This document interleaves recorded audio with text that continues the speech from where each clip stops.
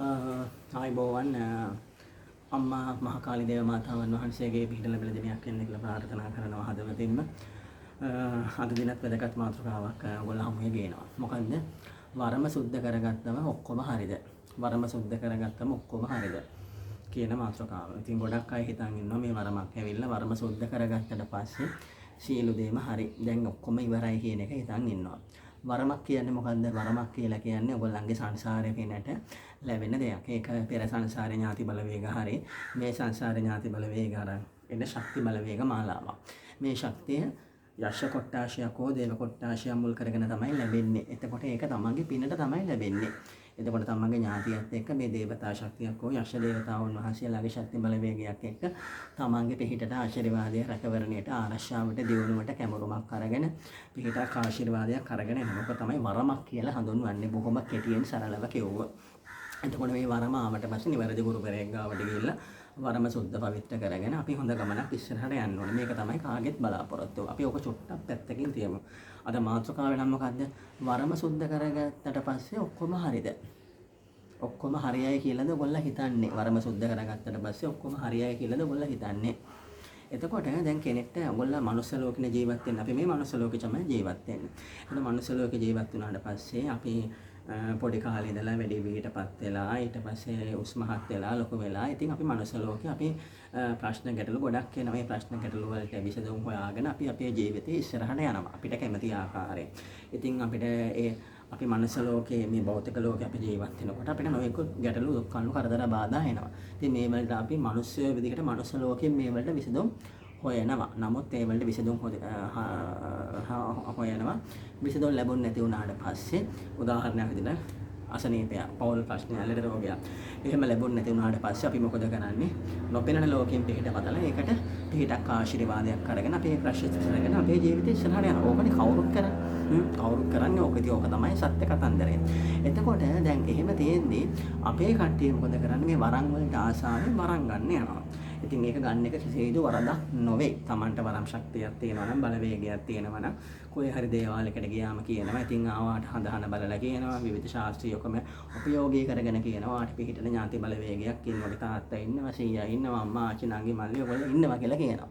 ඉතින් අපේ කට්ටිය හිතනවා මගේ තාත්තා ඉන්නවා, මගේ අම්මා ඉන්නවා, මම මෙයාව අරගෙන දියුණු වෙනවා. ඉතින් අපේ කට්ටිය මොකද කරන්නේ? වරම ගන්නවා. ආරෝඪ වෙන්න තියෙන ආශාවට, නොපෙනෙන ලෝකයක් එක්ක තියෙන ගනුදෙනු කරන්න තියෙන ආශාවට, නොපෙනෙන දේවල් දකින්න බලන්න තියෙන ආශාවට මේ ආරෝಢය වරම එන විදිහට ඒ වලට වශී වෙලා ඉතින් මේකෙන් නොයෙකුත් මෙතන මුල් වෙන්නේ ආශාව මුල් කරගෙන තමන්ගේ වරම් ශක්ති බලවේගයේ මේ බලවේග මාලාවල් ගන්න උත්සාහ කරනවා. එකක් ඉතින් තමන්ගේ පැහැදිලිම කිව්වොත් මේක ඉතින් කවුරුත් පිනට කරන්නේ නැහැනේ.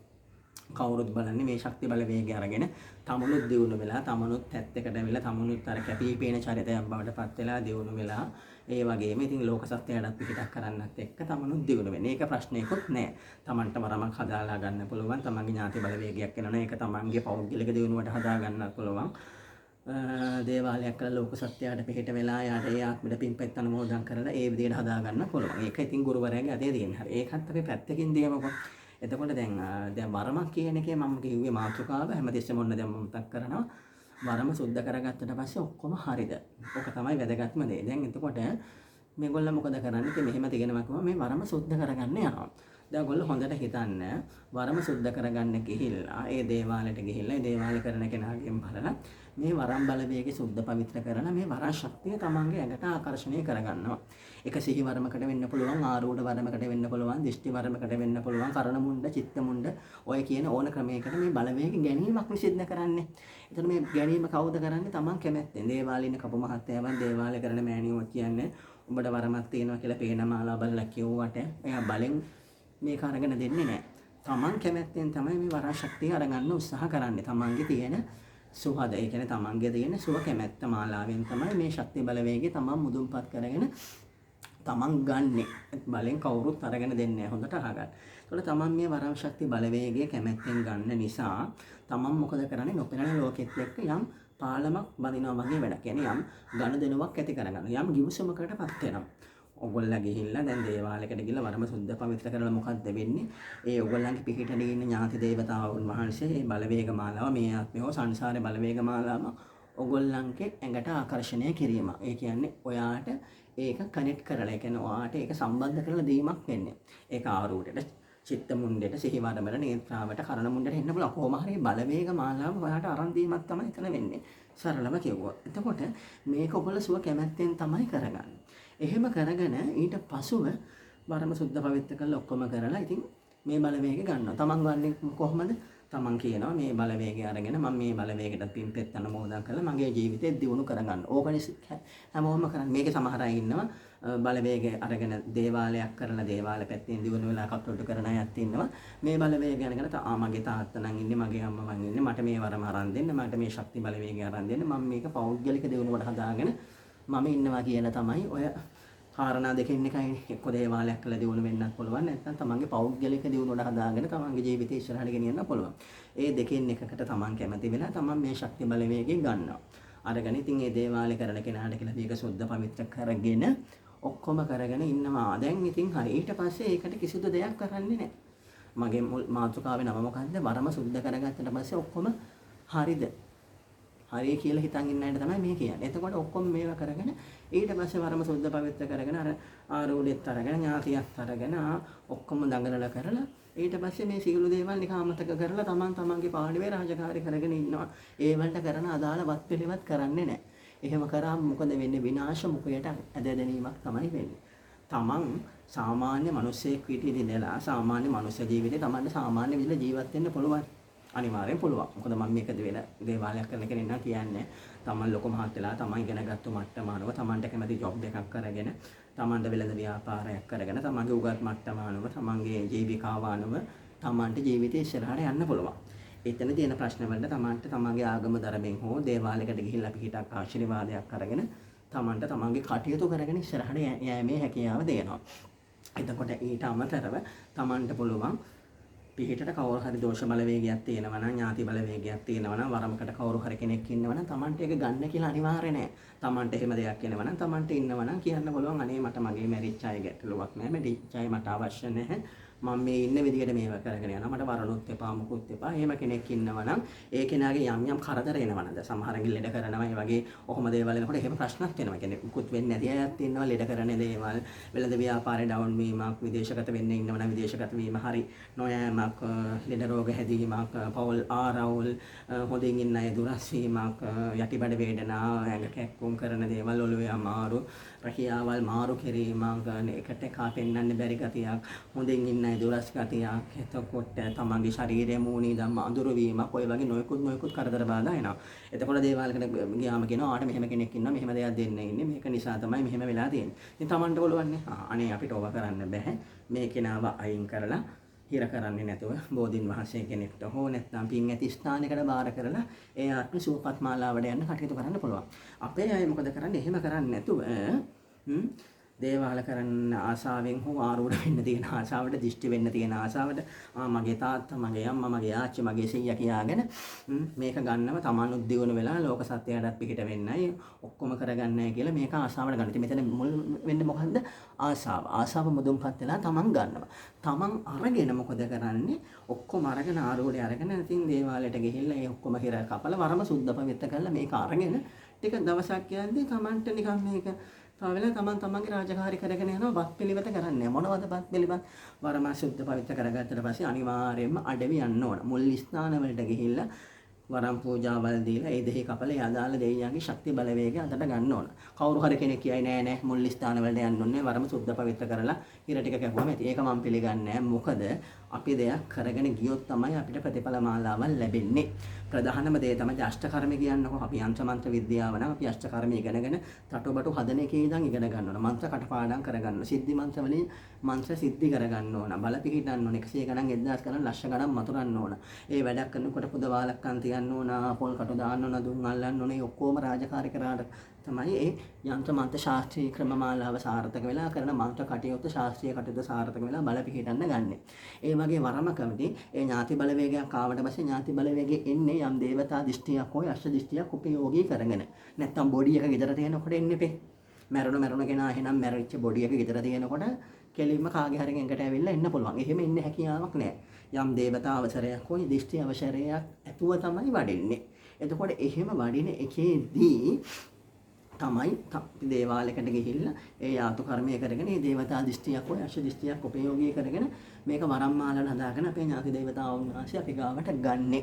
ඕකනේ අපි අරගෙන ආරෝඪ වෙන්න හෝ චිත්ත මුණ්ඩෙට හෝ සිහිවරමට හෝ කොහොම හරි මනසට හෝ කියන විදිහට අපි ගන්න. එතකොට ඒ ගත්තට පස්සේ ඒකදී අපි මුල් ස්ථාන වලට ගිහිල්ලා ඒ අදාළ දෙයට අදාළ බලශක්ති මාලාවල් දෙන්න ඕනේ. යන්ත්‍ර මන්ත්‍ර ශාස්ත්‍රය නම් මුල් ස්ථානම දෙන්න යන්න ඕනේ. තමන්ට පුළුවන් තමන්ගේ මන්ත්‍ර ටික කටපාඩම් කරගෙන මෙහෙම කරන්න. විශේෂ ශක්තියෙන් එනවා තමන් භාවනාව ප්‍රගුණ කරලා භාවනා ශක්ති බලවේග මාලාවෙන් ප්‍රබල පූජනීය ස්ථානවලට වගේම තමන්ගේ නිවසේ තමන්ගේ බොහොම මිනිසුන්ගේ දුරස්ත ස්ථානවල බොහොම ප්‍රධාන පූජනීය ස්ථානවලට ගිහලා භාවනා කළ ශක්ති බලවේග ගන්න පුළුවන්. ආරෝඪ වරමකදී අනිවාර්යයෙන්ම වරම් ශාස්ත්‍රයේදී අනිවාර්යයෙන්ම අදාළ දෙවියන්ගේ මුල් ස්ථාන ඒ ඥාති දේවතාවුන් වහන්සේ බලා අරන් ඉන්න දෙවි හාමුදුරුවෝ වගේම අනිකුත් දෙවි දේවතාවුන් වහන්සේලා ගාවට ගිහිල්ලා වරම් පූජාවල් දීලා දෙහි කපලා ඒක ගන්න ඕන. බෝධි පූජා තියන්න ඕන. බණ භාවනා කරන්න ඕන. අනිවාර්යයෙන් මාස පොයේට සිල් සමාදන් වෙන්න ඕන. තමන්ට පුළුවන් අන්දමින් දානමාන කටයුතු කරගෙන යන්න. ඔය ටික කරගෙන යන්න තමයි මේ වරම පැවතිලා බල වෙලා තමන්ට සිතක් වෙලා තමන්ටත් කැමරුම් බල ලැබිලා ලෝක සත්‍යයටත් තමන් යමක් කරනවා නේ ඒව සාර්ථක වෙලා තමන්ගේ දියුණුව කරා තමන්ගේ ජීවිතය ඉස්සරහට ගෙනියගෙන යන්නේ. අපේ අය මොකද කරන්නේ වරම සුද්ධ පවිත්‍ර කරගත්තට පස්සේ තමන්ට පොඩ්ඩක් ඉතින් හොඳ වෙන්න ගන්නවා. මොකද්ද හොඳ වෙන්නේ? අර තරහ වෙලා හිටපු කට්ටිය ඔන්න යාළු වෙන්න ගන්නවා. නොයිකුත් උදව් පදව් ලැබෙන්න ගන්නවා. ටිකක් පොඩ්ඩක් පඩියක් දෙකක් ස්ටෙප් එකක් දෙකක් උඩට එනවා වරම සුද්ධ කරපු ගමන්. ඒ වදම සුද්ධ කිරීම කියන්නේ මොකද්ද? අර ඔක්කොම දෝෂ බෝෂ අයින් කරලා තමන්ගේ ඥාතිය ටිකක් කෙලින් කරලා බල කරලා දෙනවා. ඒ දුන්නට පස්සේ අපේ කට්ටිය හිතනවා දැන් ඔක්කොම හරි. දැන් ඉතින් ওই පූජාවල් දෙන්න අඩවි යන්න ඕනේ නැහැ. ওই දේවල් කරන්න ඕනේ නැහැ. මාසයක් දෙකක් තුනක් පුතෝ හොඳට හරියයි. හැබැයි මාස දෙකක් තුනක් යද්දී ඥාතිය බලනවා එයාගේ දේවල් එයාට වෙනවද නැද්ද කියලා. වරම සුද්ධ කරන දවසේ ගත්තේ එහෙමනේ. මම නම් මගේ දේවාලේ වරම සුද්ධ කරන්න කලින් පේන මාලාව බලනකොට මම කියනවා වරම සුද්ධ කිරීමක් කියන්නේ මේකයි. මේකේදී වරම සුද්ධ කරලා මේ දේවල් කරාට පස්සේ තමයි වරමක් කරනවා නම් මේ තැන් වලට ගිහිල්ලා බලා අරගෙන මේ දේවල් වෙන්න ඕන. වරම දුන්න දේවාලේ මේ මගේ මව් දේවාලේ නම් මේ ස්ථානෙන් නම් තමයි ඥාති ආලෝක වෙලා එළිය දැකලා මුල් වතාවට තමන්ගේ ශරීරයට ආකර්ෂණය වුණේ මේ දේවාලේට මාසයකට වතාවක්වත් ඇවිල්ලා පූජාවක් දීලා නැත්නම් මලක් පහනක් හරි පූජා කරලා යන්න ඕනේ. එතකොට තමයි මේක බල වෙන්නේ. නැතු මේ දේවල් වෙන්නේ නැහැ. දැන් අපි විදුලිය ගන්නකො. කරන්ට් එක විදුලි බල මණ්ඩලයෙන් දුන්නොත් තමයි තමන්ගේ ගෙදර ලයිට් පත්තු වෙලා ආලෝකමත් වෙන්නේ. එතනින් දුන්නේ නැත්නම් මොකද වෙන්නේ? කරන්ට් එකක් එන්නේ නැහැ. විදුලි පරිපථයක් වැඩ කරන්නේ නැහැ. විදුලියක් ගමන් කරගෙන අපේ නිවසට එන්නේ නැහැ. ඒක හැඩ වෙන්නේ නැති දෙයක්. නමුත් එතනින් දුන්නොත් තමයි ඒ වගේ තමයි තමන් මුල් ස්ථානවලට තමන්ගේ මව් දේවාලවල වරම හදාගත්තු ගුරුවරගේ ස්ථානෙට ගිහින් ඒ දේවල් අලුත් කරමින් යන්න ඕන. මේක ලොකු නිකන් කොටි වලයක් අල්ලගත්තා වගේ තමයි ඉතින්. මොකද වරමක් ගත්ත කියන නොපෙනෙන ලෝකයක් එක්ක අපි ගනුදෙනුවක් ඇති කරගත්තා. ඒක සුද්ධ පවිත්‍ර කරගත්තට පස්සෙත් ඒ රාජකාරී කරේ නැති වුණොත් එහෙම වෙන්නේ ටිකෙන් ටික තමන්ගේ සියලු කටයුතු කඩා කප්පලා යනවා. හොඳින් හිටපු කට්ටිය දුරස් වෙන්න ගන්නවා. හිත හොඳ නැතිකම් ඇති වෙනවා. ශරීර වේදනාවල් ඇති වෙනවා. වෙන දෝෂ බලවේග තමන්ගේ මොකද ඕරේ කෝපන් වෙලා තියෙන ඥාතිය අරගෙන දේව අවසර ලැබිලා නැහැ. ඒ තැන් වලට ගිහිල්ලා කටයුතු කරගත්තේ නැහැ. සුරුද්ද කරගත්ත විතරයි තමන් ටිකක් ඒ වලින් දුරස් වුණා කියලා කියන්නේ අර දෝෂ බලවේග ලං වෙන්න පටන් ගන්නවා. නොයිකොත් කරදර බාධා ඇතිලා විනාශ මුඛයට වැදිලා නේද ආරෝඩේ ඥාතියන් නැති වෙලා සමහරුන්ට අනතුරු කරදර බාධා හැල හැප්පේ ව්‍යාපාර කඩා වැටීම් පෞද්ගලික ජීවිතයේ ප්‍රශ්න පොදු ප්‍රශ්න හැමදේම වල බිඳුවටම ඇද වැටීමක් තමයි වෙන්නේ. ඉතින් වරම සුද්ධ පවිත්‍ර කරගත්තා නම් ඒ මාර්ගේ තමන් ගමන් කරන්න ඕන. දැන් අපි ළමෙක්ව ඉස්කෝලේකට දාලා මොන්ඩිසෝරි පටන් අරන් 1 2 3 වසර ගිහිල්ලා ශිෂ්‍යත්වයේ O level එහෙම ගිහිල්ලා කැම්පස් ගිහිල්ලා ඒ ආකාර ගියොත් එයා හොඳ තැනකට එන්නේ. අතරමඟ වැතුනොත් මොකද වෙන්නේ? එයාගේ සියලු දේවල් කඩා කප්පල් වෙලා ඊට පස්සේ යන ප්ලෑන් එක යන ගමන නවතිනවා. ඕක තමයි වෙන්නේ. එතකොට සාමාන්‍යයෙන් මනුස්ස ලෝකේ නම් අපිට පුළුවන් අනේ අපිට මේ පැත්තෙන් අධ්‍යාපනය කඩා කප්පල් වුණානේ. එහෙනම් ඉතින් ප්‍රශ්නයක් නෑ අපි ව්‍යාපාරයක් කරා. නැත්නම් රට ගිහිල්ලා හරි කරන්න. අපිට පේන දේවල් ඇහැට S2කට කන් දෙකට හෙන්න අතින් පයින් කරන්න පුළුවන් දේවල්. හැබැයි වරමකදී අපි මොකද්ද කරන්නේ? අපි ආශාවට හෝ තණ්හාවට හෝ ආදරයට හෝ දියුණු වෙන්න තියෙන දෙයට හෝ කැපී පෙනෙන්න තියෙන දෙයට හෝ මොනම හරි යම් ආශාවක් කැමැත්තක් මුල් කරගෙන අපි මොකද කරන්නේ? දේවාලයකට ගිහිල්ලා මේ වරම සුද්ධ පවිත්‍ර කරගන්නවා. එතකොට අපි කියන අපි මේ කටයුතු කරගෙන යනවා පහන් පත්තු කරනවා මුල් ස්ථානවලට ගිහිල්ලා මේ දේවල් කරගෙන මේ ඥාති දේවතාවුන් වහන්සේ කෙනෙක් අපි ගාවට එන්නේ එයා පින් පොරගෙන එයාත් හොඳ සුවපත් ආත්මයකට යන්න. එයා අපෙන් කන්න බොන්න අඳින්න පළදින්න ඉල්ලන්නේ නැහැ. එයා ඉල්ලන්නේ පින් කටයුතු.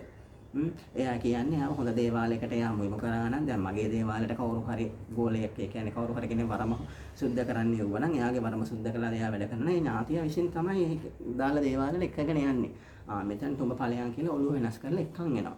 අපේ කෙනාට පුළුවන් එක්කෝ මට වරන් ඕනේ මේ කෙනාව බාර කරන්න නැත්නම් ඔය මුකුත් ඕනේ ඉන්න පාඩ වෙන්නේ.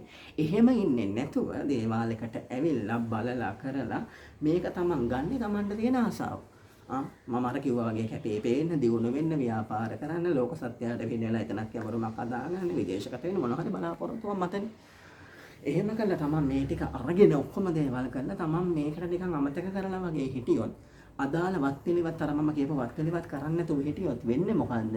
චුට්ට කරදර ඇවිල්ලා වරම නැත්තරම් නැතිලා නිකන් තමන් අර බල්ලෝ බැල්ලියෝ ගන්නටම පත් වීමක් තමයි වෙන්නේ. ඒ නිසා හොඳට මතක තියාගන්න තමන් වරම සුද්ධ පවිත්‍ර කරගත්තා කියලා එතනින් වැඩ රාජකාරී වැඩ වෙන්නේ නැහැ. තමන් අවුරුද්දකට වරක් මේ මුල් ස්ථාන වදින්න ඕන. තමන්ගේ වරම් අවසරය ආපු ආරෝධ ශක්තිය ආවෝ කලෙ එලි වෙච්ච තමන්ගේ මුල් දේවාලේ තමන් යන දේවාලයක් වෙන්න පුළුවන්. එතනට ගිහිල්ලා තමන් පුද පූජා පවත්වන්න ඕන. තමන් පහන ආලෝක තියන්න ඕන. ශුද්ධ වරමක් නම් අනිවාර්යයෙන්ම කෙම්මුර දින 4වත් තමන් නිර්මාංශ වෙන්න ඕන. මම සාමාන්‍ය දවස් මම නමස් මාළු කන්නේ නැහැ. සාමාන්‍ය නිර්මාංශ වෙන්න ඕන. තමන් පිළිවෙතක් රකින්න ඕන. එහෙම නැතුව වරන් ඉන්නේ නැහැ. හින්දු ආගමේ ඕවලට ගොඩාක් උදාහරණ තියෙනවා. මහේශාසුරයා, දුර්ගාසුරයා, එතකොට රත්බීජ, සුම්බනිසුම්බ, අන්දාසුර, ඒ වගේ ප්‍රබල අසුරයවා කාලයක් ගෝර කටුක තපස් රැකලා තමයි වරම් ශක්ති බලවේගය කරගත්තේ. එතකොට එහෙම අරගෙන තමයි දෙයියන්ගේ සැබෑ වරමක් ගත්තේ. දැන් මේ දෙයියන්ගෙන් දෙන වරමකුත් නෙමෙයි. දෙයියන්ගේ යටතේ ඉන්න දේවතා කොට්ටාශකෙන් දෙන වරම් මාලාව. නැත්නම් දෙයියන්ගේ යටතේ ඉන්න යක්ෂ කොට්ටාශකෙන් ලැබෙන අවසර වරම් බල ශක්තිය තමයි ඒ ශක්ති බලවේගය තමන්ගේ ඥාතිය හරහා තමන්ට ලැබෙන්නේ. එතකොට තමන්ගේ ඥාතියත් එක්ක යම් කොටසක් කටයුතු කරනවා. දේවතා කොටසක් හෝ යක්ෂ කොටසක්. එතකොට එහෙම තමයි මේ පාලමක් නිකන් බැඳා වගේ ගියොසමකට අපි බැඳගත්තා වගේ වැඩක් තමයි වෙන්නේ. එතකොට අපි හේවා හිතුන ගමන් නැවැත්තුවොත් වෙන්නේ මුකුත් නෙමෙයි. අපේ සියලු දේවල් නැති වෙලා විනාශ වෙලා යන එක තමයි වෙන්නේ. කෙනෙක් මාත් එක්ක තර කරන්න පුළුවන් නෑ. ඉතින් අපිට එපා නම් අපිට අයින් කරන්න පුළුවන් නේ. නැත්තම් වෙන දේවාලයකට ගිහිල්ලා අපිට පුළුවන් නේ අයින් කරන්න කියලා. හොඳට මතක තියාගන්න යමක් තමුන් දේවාලයකට ගිහිල්ලා හරි දේවාලකින් මම කියන්නේ මගේ ගැන මම මාකට් කර ගැනීමක් නෙමෙයි හරි දේවාලකින් හරි අවසරයක් හරි ගුරුවරයෙක් කරා තමන්ගේ වරම තමන්ට කොහෙන්වත් එන්නේ නැතුව මුල් තැනට ආපු තැනක් තියෙනවනේ. කියන්නේ තමන් ආරුඩ වෙච්ච තැනක් තියෙනවනේ. එතනින් තමන්ට හරියට වරම අරන් දුන්නාට පස්සේ තමන් වෙන දේවාලයකට ගිහිල්ලා ඒක අයින් කරන්න උත්සාහ කරාට ඒ තියෙන දේවල් බෑ මට මේව කරන්න බෑ මම මේව අයින් කරලා පාඩුවේ ඉන්නවා කියලා හිතුවට ඒක අයින් වෙන්නේ නැහැ. අයින් කරන්නත් බෑ. මගේ නම් එක්සාම්පල් ගියට කීම තියෙනවා අයින් කරන්න ගිහිල්ලා අයින් වෙච්ච නැති ඒවා මට නම් ගම් කියන්න බෑ ඇත්තටම. එහෙම අයින් කරන්නත් බෑ අයින් වෙන්නේ නැහැ. අයින් කරත් යම් සීමාවකට කාල සීමාවකට පමණයි. තමන් දේව ලෝකෙත් එක්ක හෝ යක්ෂ ලෝකෙත් එක්ක කියන නොකෙන ලෝකෙත් එක්ක තමන් දැන් ගිවිසුමක් ඇති කරගත්තා. එහෙනම් ගිවිසුම ඇති කරගන්න කලින් වරමුත් එපා මුකුත් එපා මිනිස්සු විදිහට ජීවත් වෙන්න. එහෙම දෙයක් ඇවිල්ලා අපිට කරදර කරලා ගෙදර ප්‍රශ්න අනම්මනම් එනවා නම් දේවාලයකට ගිහින් ඒකට අදාළ ප්‍රතිකර්ම කරගත්තා. ඒ බලවේග අයින් කරගත්තා. තමන් පාඩුවේ තමන්ගේ ජීවිතය ගත කරගෙන ගියා. එහෙම නැතුව තමන්ගේ තියෙන අර මොනවා හරි දෙයකට ආසාවට මේක අරගෙන තමන් ඒ කටයුතු කරන්නේ නැතුව හිටියොත් වෙන්නේ තමන්ගේ දේවල්ම තමන් ඩවුන් කර ගැනීමක් කියන බව හොඳට තරයේ මතකයේ බුද්ධියට ගන්න. වරමක් සුද්ධ කරගත්තා කියලා එතනින් රාජකාරී ඉවර වෙන්නේ නැහැ. තමන් හරියාකාරවත් පිළිවත් කරගෙන ඒ පිළිවත් රැකගෙන යන්න තමයි තමන්ගේ ජීවිතේත් ආලෝක වෙලා වරමත් බල වෙලා තමන්ට දිනුවක් ලැබිලා තමන් ගාවට එන මිනිස්සුන්ට සෙතක් වෙලා ජීවිතේ ඉස්සරහට යන්න. වරමක් තියෙන කෙනෙක් හොඳට මතක තියාගන්න වරමට මුල් තැන දෙන්න. වරමට මුල් තැන දෙනකොට තමන්ගේ පෞල් ජීවිතේට තමන්ගේ යාන වාහනද තමන්ගේ ලිදල දොර දේවල් ව්‍යාපාරික කටයුතු දරමල්ල ඒ දේවල් ඉබේ හරියනවා. ඒ දේවල් දෙක තුන කරගෙන කියන්නේ වරම දෙකට තුනට හතරට දාලා අර දේවල් මුල් වුණොත් සියලු දේවල් කඩා කප්පල ඉතින් වරම සුද්ධ පවිත්‍ර කරා කියලා එතනින් ඉවරයි කියලා හිතන්න එපා. ඒ Taman නොපෙනෙන ලෝකෙත් එක ගනුදෙනුවක් ඇති කරගෙන හමාරයි. ඉතින් Taman ඒ රාජකාරී කරගෙන යන්න ඕන. ඒක Tamanට ආයේ නවත්තන්න බෑ. ඒක නැවැත්තුවා කියලා සමහර කියයි අපි දැන් නම් නැවැත්තුවා. දැන් අපි ඕවත් එක්ක නැහැ. අපි දැන් අපේ හොඳට කාගෙන බීගෙන ඉන්නවා. නමුත් ඇතුළාන්ත ලෙඩ රෝග හැදෙනවා. නොයෙකුත් පෞල් ප්‍රශ්න ඇති වෙනවා. එකාට එකා පෙන්වන්න බැරි ගතිය එනවා. ලෙඩ රෝග එනවා. නොයෙකුත් ගැටලු කාර්යදර රාශියකට මුහුණ පාන්න වෙනවා. එහෙම ගොඩක් සාර්ථක වෙච්ච ජීවිතේන මම නම් දැකලා නැහැ. කොහේ හරි ප්‍රශ්නයක් වෙනවම තමයි. එහෙම නැතු වෙන්නේ නම් කොහෙත්ම බෑ. වෙන්නේ නැහැ. මම නම් දැකලා තියෙන ජීවිතේ වල ඉතින් එහෙම නැහැ. කොහෙන් හරි ප්‍රශ්නයක් එනවා. ලෙඩ රෝගයක් හරි එනවා. ඉතින් කිසිදු කලෙලියක් නැති වෙලා නිකන් අර ජීවිතේ විනාශයටම ඇද දැමීමක් වෙනවා. එහෙම නැමැත්තුවා කියලා. හොඳ තමන් දේව ලෝකෙත් එක්ක හරියාකාර අවසරයක් ගත්ත වරම සුද්ධ කරනවා කියලා කියන්නේ දෙවියන්ට පුද පූජා කියලා හිර කප දේව අවසරයක් ගැනීමක් නේ. යක්ෂ අවසරයක් හෝ ගැනීමක් තියෙන. ඉතින් ගැනීම ගත්තට පස්සේ ගත්තා තමයි. එහෙනම් තමන් ගන්න නැතුව ඉන්න ඕනේ. තමන් ගත්තා කියලා කියන්නේ ඔක්කොම කඩවර කොට තියලා කඩවර අවසර ගන්නවා. සූනියම් කොට තියලා සූනියම් අවසර ගන්නවා. පූජාවල් දීලා මහදේයයන්ගේ අවසර ගන්නවා. ඔක්කොම අරගෙන කියන්නේ මේ ඥාති දේවතාවුන් වහන්සේලා වහන්සේලා මගේ ඥාති දේවතාවුන් වහන්සේලා බල කරලා දෙන්න. මට වරන් ශක්තිය මගේ ඥාතියට දෙන්න. මම ලොකු ගමනක් යනවා මේ දේවල් කරගෙන යනවා කියලා තමයි ගන්නෙ. එහෙම කරගෙන ගිහිල්ලා තමන් හිතේම නවතිනවා. ඉතින් වචනේ පුතෝ දුන්නොත් දෙයිහාමුදුරුවන්ට නොපෙනෙන බලවේගකට දුන්නොත් තමයි. ආයේ මිනිස්සුන්ට වගේ වෙනස් කරන්න බෑ. තමන් ඒක වෙන දේවාලයකට ගිහලා අපි මේවා සීමා කරලා අපිට ඕන විදිහට හදා ගන්නවා කිව්වට ඒක කවදාකවත් කෙරෙන්නේ නැහැ.